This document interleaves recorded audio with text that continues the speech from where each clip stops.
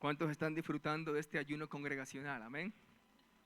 Es un tiempo donde nos abstenemos de los alimentos para dedicarnos por completo a la búsqueda y la consagración delante del Señor. Amén. ¿Cuántos trajeron expectativas en esta tarde? ¿Cuántos trajeron expectativas? El Señor pesa los corazones, nos pesa en balanza y el Señor dará su pronta respuesta. Amén. Amén. Tengo el privilegio, hermanos, de concluir esta serie de predicaciones en este ayuno congregacional. Amén. Así que quiero que le digas al que tienes a tu lado, dile, reprende el espíritu de pereza. Que ya estamos cerca, ¿eh? Le decimos no al espíritu de pereza y también no al espíritu de hambre. Amén. Hasta dentro de media hora por lo menos. Quisiera seguir en la línea, en el hilo de la serie de las predicaciones, y quiero hacer énfasis en que la iglesia es el cuerpo de Cristo. ¿Cuántos lo creen? La iglesia es el cuerpo de Cristo. La iglesia no es un local, la iglesia no es una organización, no es un salón de eventos, no es asistir solamente a un culto el domingo. La iglesia es el cuerpo de Cristo. Amén. Qué poderoso es eso. En 1 Corintios capítulo 12, versículos del 12 al 13, dice bien claro el apóstol Pablo, porque así como el cuerpo es uno y tiene muchos miembros, ¿cuántos son miembros de ese cuerpo? ¿Solo 4 o 5? ¿Cuántos son miembros de ese cuerpo? Y tiene muchos miembros, pero todos los miembros del cuerpo, siendo muchos, son un solo cuerpo. Diga conmigo, un solo cuerpo. Así también Cristo. Porque por un solo espíritu fuimos todos bautizados en un cuerpo, sean judíos o griegos, sean esclavos o libres, y a todos se nos dio a beber de un mismo espíritu. Amén. ¿Cuántos se han bautizado en aguas? Levante la mano, gloria al Señor. ¿Cuántos han recibido el bautismo del Espíritu Santo? Amén. Y también a raíz de haber aceptado al Señor en nuestro corazón, hemos sido incorporados, dice la Escritura, o bautizados en un cuerpo de Cristo, en la familia de la fe. Así que el día en que tú te entregaste al Señor, fuiste incorporado a la familia de la fe. Qué bendición, ¿no? Ser parte de la familia de la fe. Pero a pesar de que seamos el cuerpo de Cristo, el enemigo quiere deformar, caricaturizar o romper este cuerpo. ¿Lo sabían, hermanos? Pues una noticia nueva, ¿no? El enemigo quiere deformar, caricaturizar o romper este cuerpo. Y la única forma de debilitarlo o dividirlo es a través de las mezclas. Diga conmigo, las mezclas. Todo lo que permite mezcla será débil y fácil de romper, y el enemigo muy bien lo sabe, porque por eso dice la Escritura que no ignoramos sus estrategias o sus estratagemas.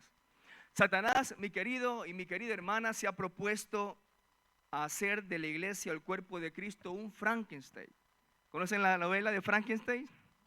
En la novela de Frankenstein, un científico suizo descubre la manera de dar vida a la materia inanimada.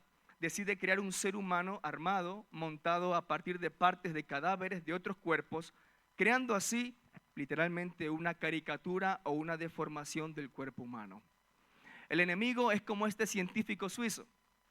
Quiere tomar partes, otras cosas, filosofías, sistemas de pensamiento, otras religiones y acoplarlas al cuerpo de Cristo para hacer de él una burla, una caricatura o para romperlo. Toma partes el enemigo para acoplarlas al cuerpo de Cristo. Y nosotros como iglesia y la iglesia global ha sido muy tolerante, hermanos, a las mezclas. Y tú y yo necesitamos defender un evangelio puro, la pureza de la doctrina de Cristo Jesús. Y esa pureza, defender esa pureza, hermanos, es responsabilidad suya y mía. Dice la Escritura que la iglesia es columna y baluarte ¿de qué? De la verdad. Es columna y baluarte de la verdad. Y baluarte significa una fortaleza que defiende de los peligros de afuera. Es decir, algo que defiende la doctrina, la verdad del Señor. Porque el evangelio que la iglesia global vive en estos tiempos es un evangelio lleno de mezclas, hermanos. Y bendito sea Dios que estamos congregándonos en una iglesia que tenemos la revelación del Cristo verdadero. tenemos la revelación del Señor, pero tenemos que conservar la pureza, tenemos que conservar la verdad. Y usted y yo somos el muro de defensa de la verdad del mensaje de Cristo para salvación de las almas. Hermanos, Dios nos ha dado esa responsabilidad y a ti y a mí, de poder defender la verdad de Cristo en nuestros corazones. Por eso no admitimos mezclas. El enemigo viene como ese científico suizo, coger partes de un cuerpo y quererlas acoplar aquí, pero decimos no a las mezclas en Cristo Jesús. No a mezclarnos, porque solamente así el enemigo podrá debilitarnos dentro del cuerpo. Pero unidos, dice la Escritura, tú y yo en vínculos de paz somos más fuertes. Amén. Cuando los miembros se unen en vínculos de paz, son más fuertes y son un muro de defensa. Miren lo que dice 1 de Timoteo capítulo 4 del 1 al 3. Esto es tremendo. Dice, pero el Espíritu dice claramente que en los postreros tiempos algunos apostatarán de la fe, escuchando a espíritus engañadores y a doctrinas de demonios, por la hipocresía de mentirosos que teniendo cauterizada su conciencia, prohibirán casarse y mandarán abstenerse de alimentos que Dios creó, para que con acción de gracias participasen de ellos los creyentes y los que han conocido la verdad. El apóstol Pablo deja claro que el enemigo quiere acoplar y mezclar el cuerpo de Cristo y que detrás de todo eso hay una operación y una actividad de espíritus engañadores. Y por eso tú y yo tenemos que tener agudizado, escúcheme, el discernimiento de espíritus. Amén. Para discernir lo que se está moviendo en las esferas celestiales. Cuando un cristiano tiene ejercitado ese don de discernimiento de espíritu, es capaz de filtrar las cosas buenas, la verdad, de la mentira, lo extraño y lo diferente de la verdad de Dios.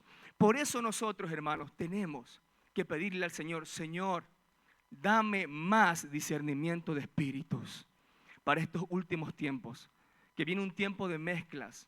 Un tiempo donde se quieren acoplar filosofías, ideologías a la iglesia del Señor, y tú eres el responsable y yo de levantar defensa de la verdad del evangelio, hermanos.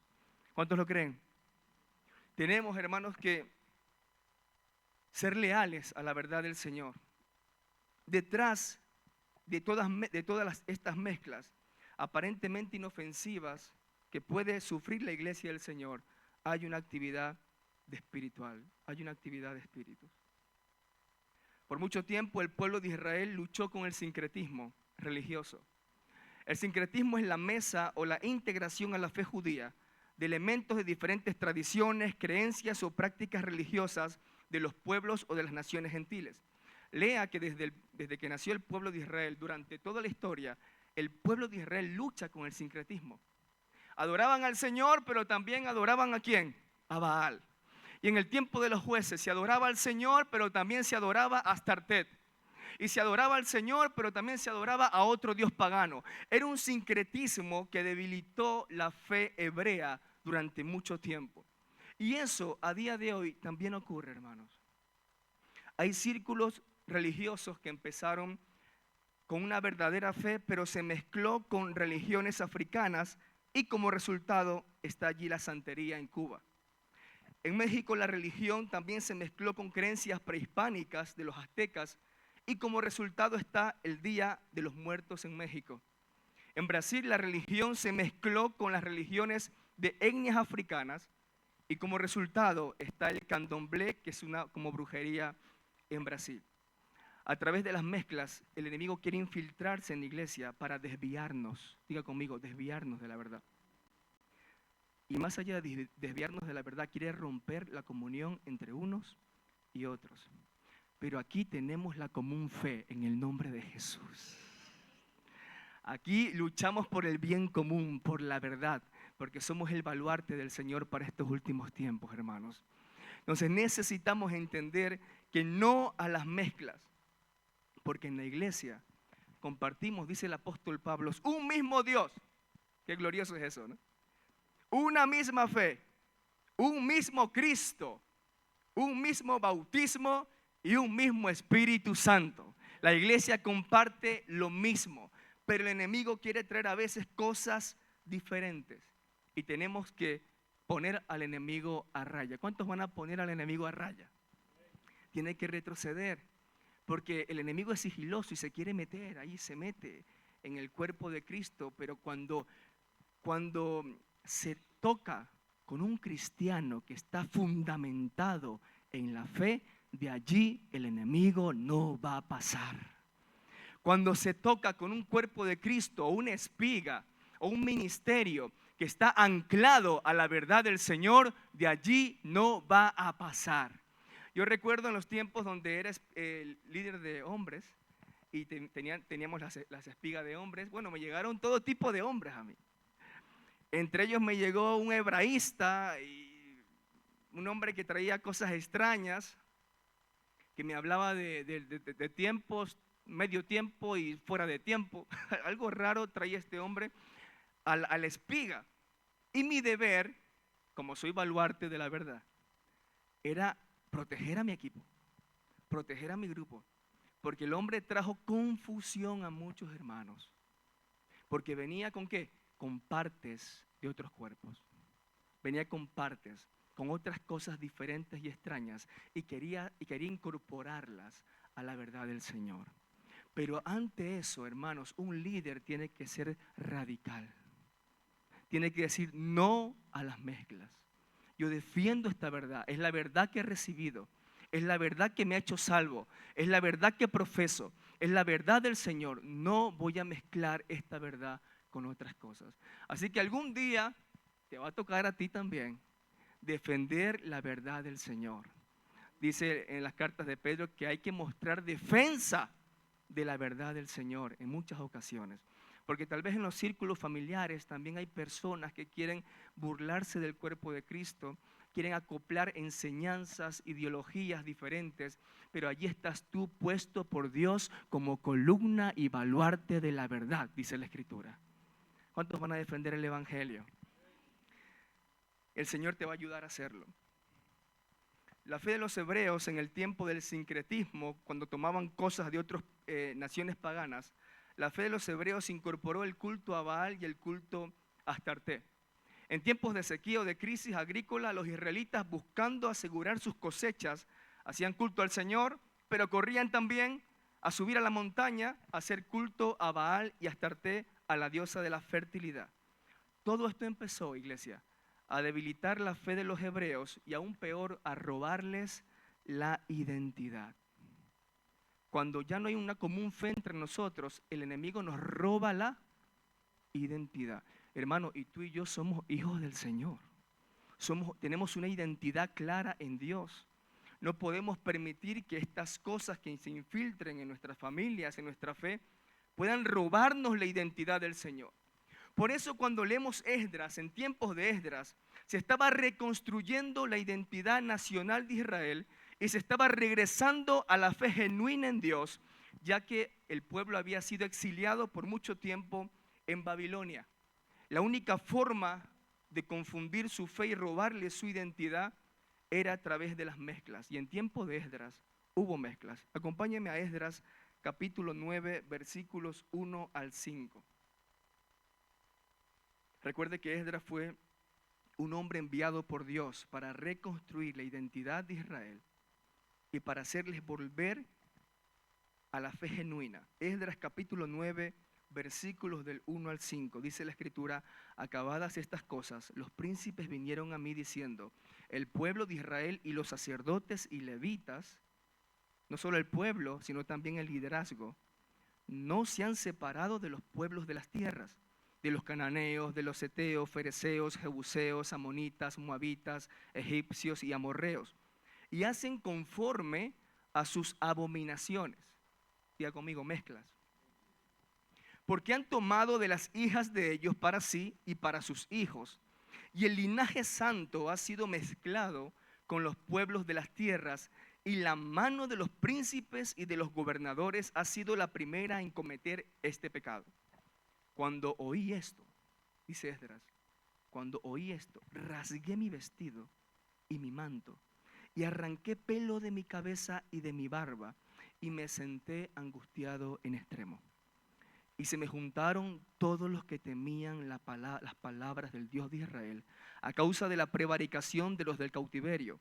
Mas yo estuve muy angustiado hasta la hora del sacrificio de la tarde, y a la hora del sacrificio de la tarde me levanté de mi aflicción, y habiendo rasgado mi vestido y mi manto, me postré de rodillas y extendí mis manos a Jehová, mi Dios.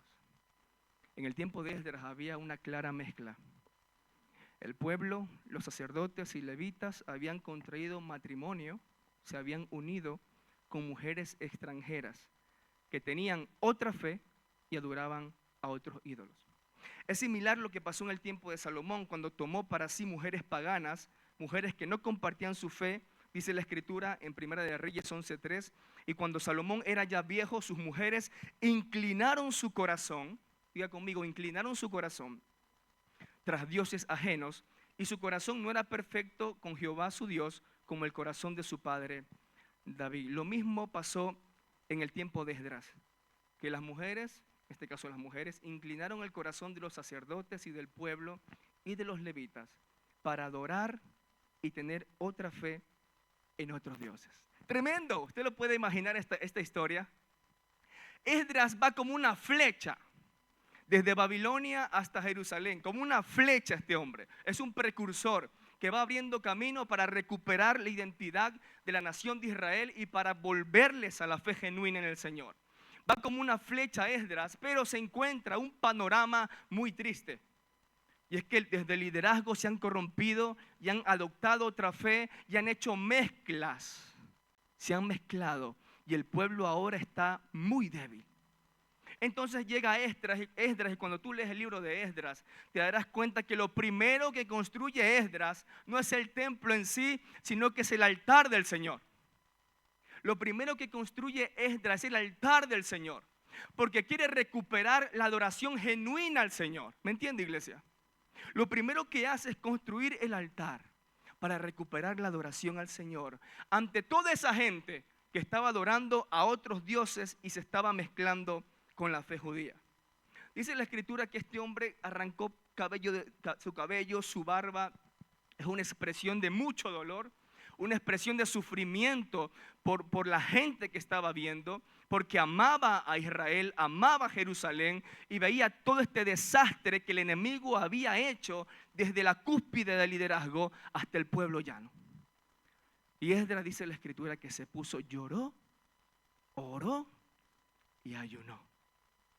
Y cuando estaba extendiendo sus manos al cielo, orando, dice la Escritura, y esto es un dato interesante, que cuando este hombre se extiende sus manos al Señor, quienes se acercan eran los temerosos de la palabra de Dios. ¡Qué tremendo! Los que compartían la misión de Esdras eran un remanente fiel que amaba la palabra de Dios. Había gente en el tiempo de Esdras que no se había mezclado.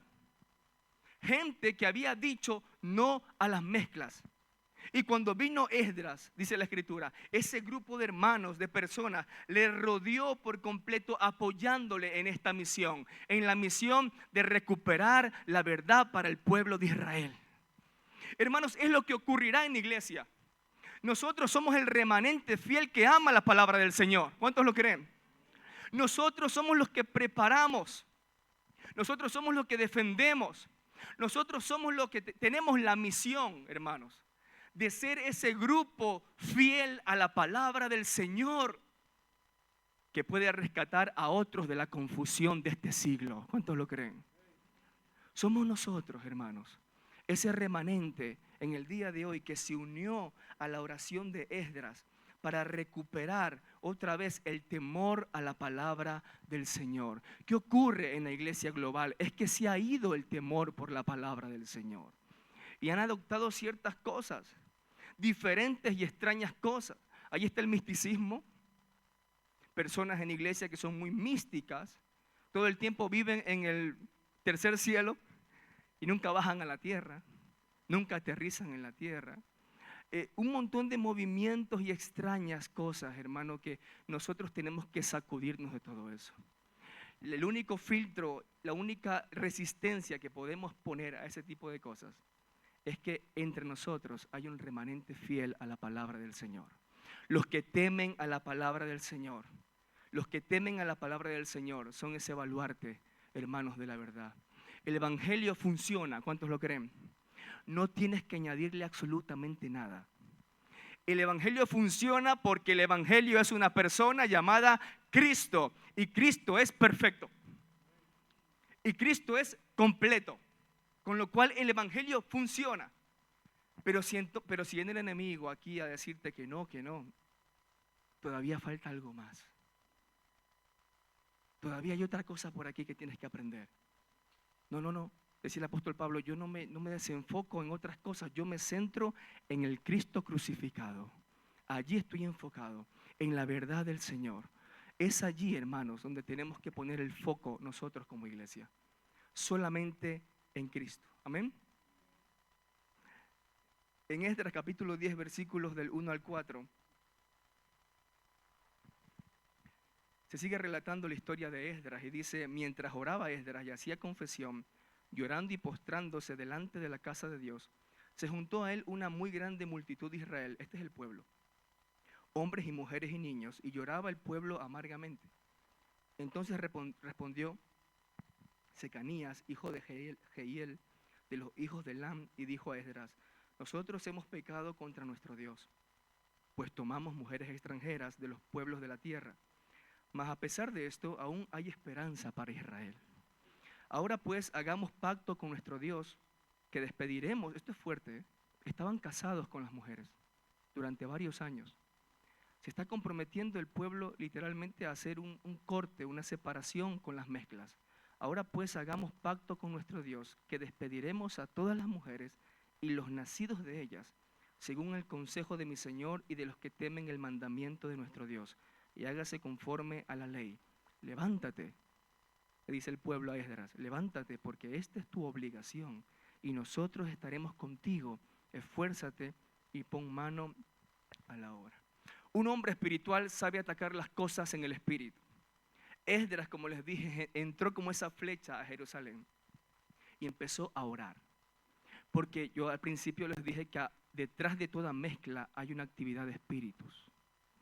Y me impresiona que Esdras llega a ese lugar y no se pone a hablar con los sacerdotes y los levitas a tratar de convencerles de su pecado.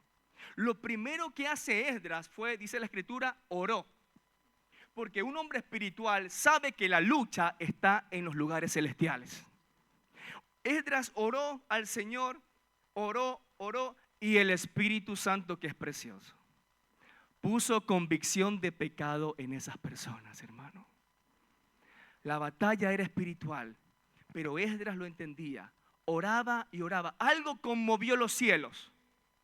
Algo conmovió los cielos que permitió que convicción de pecado cayera sobre el pueblo, y el pueblo se acercó a Esdras a decirle, Esdras, hemos pecado, nos hemos mezclado, hemos aceptado las mezclas, nos hemos confundido, Esdras.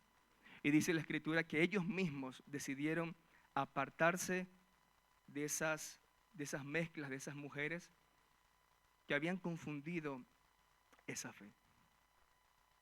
Y nosotros igual, hermanos, tenemos que apartarnos de todo lo que nos confunde. Dice la escritura que en este tiempo hay un espíritu de error. ¿Lo ha leído en la Biblia? Hay un espíritu de error. Por eso el apóstol Juan en su primera carta dice, amados míos, probad los espíritus. Probad los espíritus si son del Señor. Probad los espíritus. Porque no todo espíritu es del Señor. Pero nosotros tenemos al Espíritu Santo, dice la Escritura, que da testimonio de que somos hijos del Señor y que da testimonio de la verdad del Señor. Ese Espíritu Santo está en ti y está en mí. Pablo también, como Esdras, Pablo enfrentó mezclas en la iglesia de Colosas. Y la iglesia de Tesalónica era una iglesia que Pablo estaba súper orgulloso de los tesalonicenses. A los de Gálatas, a los de Galacia, les dio un mensaje correctivo. Pero la iglesia de Colosas había caído en un misticismo, y dice la escritura que se habían infiltrado hermanos en la congregación para desviar la fe de los hermanos colosenses. Y les decían a los colosenses, no solo basta Cristo, hay que adorar a los ángeles. Tremendo. Y empezaron a meter la doctrina de la adoración a los ángeles. Entonces el apóstol Pablo, que me imagino que escribió estas palabras un poco airado, dijo, mirad que nadie os engañe por medio de filosofías y huecas sutilezas, según las tradiciones de los hombres, conforme a los rudimentos del mundo y no según Cristo. Porque en él habita corporalmente toda la plenitud de la deidad. Y vosotros estáis completos en él, que es la cabeza de todo principado y potestad. Está más claro que el agua. Le está diciendo el apóstol Pablo, hermanos, Cristo es suficiente. No hace falta rendirle culto y adoración a los ángeles, porque Cristo es suficiente. Lo que tenían los colosenses es que eran un pueblo, una iglesia que estaba buscando la plenitud en otras cosas. Usted conoce gente que dice, es que no me siento completo en la iglesia. Voy a este lugar a buscar la plenitud. Y la plenitud, y así la gente se mezcla y se enreda en todo tipo de prácticas que luego, hermanos, el enemigo las ata. ¿Por qué? Porque están buscando la plenitud aquí, la plenitud allí. Y los colosenses estaban buscando la plenitud fuera de Cristo. Y por eso les dice, hermanos míos, ustedes están completos en Él. Cristo es suficiente. No hace falta buscar la plenitud en otro lugar. La tenemos en Cristo porque Cristo es suficiente. Y es más, les dice algo, Cristo es la cabeza sobre todo principado y potestad. Es decir, no vayan a los ángeles como intermediarios para el Padre. Yo soy el único camino, la verdad y la vida. El único intermediario al Padre es el Señor Jesucristo. Con este versículo, hermanos, el apóstol Pablo quita la mezcla. Y les dice, no os engañéis con huecas sutilezas. Esa palabra en hebreo significa argumentos, razonamientos o discursos que examinados de cerca carecen de sustancia o de verdad. Se habían dejado envolver por los discursos y razonamientos los colosenses. Y después de haber conocido a Cristo, iglesia, estaban adorando a los ángeles.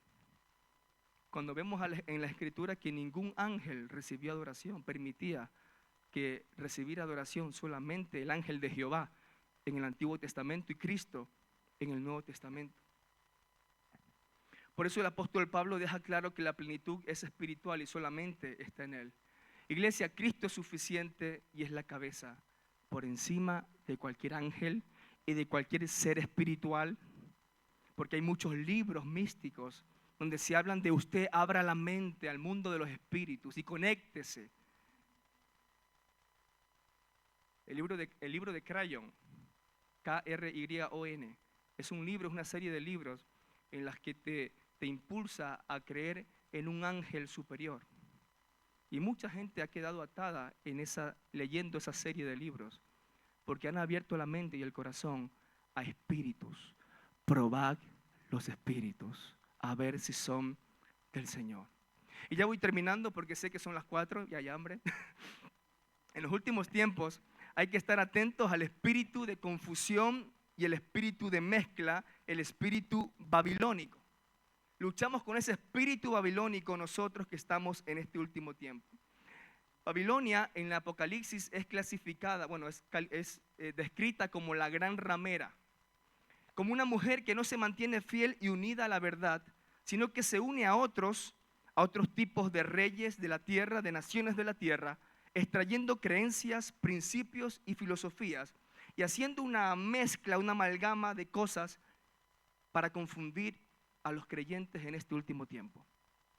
Jesús dijo, entonces si algunos dijere, mirad aquí está el Cristo, o mirad allí está, no lo creáis, porque se levantarán falsos cristos y falsos profetas y harán grandes señales y prodigios de tal manera que engañarán, si fuere posible, aún a los escogidos. Mateo 24, del 23 al 24.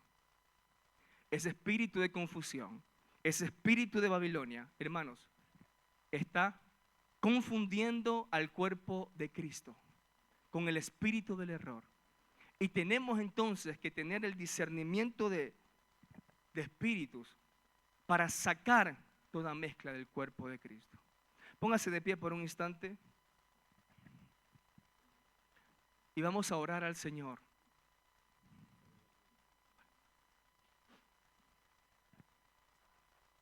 Vamos a orar para despedir el ayuno. Levante sus manos allí. Señor, gracias, Padre, porque somos esa columna y baluarte de la verdad. Gracias, Espíritu de Dios, por este ayuno congregacional que nos ha abierto el entendimiento, Señor, para que valoremos tu verdad en nuestras vidas. Señor, somos instrumentos de justicia. Todo lo justo y todo lo recto, Señor, en eso queremos pensar y eso proviene de ti. Gracias, Señor, por este ayuno congregacional. Hoy tú nos has reunido en este lugar. Tú nos has reunido aquí, Señor, con un propósito. Veremos los frutos, Señor, de este ayuno. Veremos las respuestas a nuestras oraciones. Veremos, Señor, la gracia y el favor que tú desatas, Señor, a partir de este día, Señor. Gracias, oh Dios, por estas horas, Señor, en tu presencia, en comunión y en cuerpo de Cristo. Nos despedimos ahora de este lugar, mas no de tu presencia, Señor, y tenemos claro, Padre, que daremos testimonios de este ayuno congregacional y te daremos gloria solamente a ti, en el nombre del Padre, del Hijo y del Espíritu Santo. Amén y amén.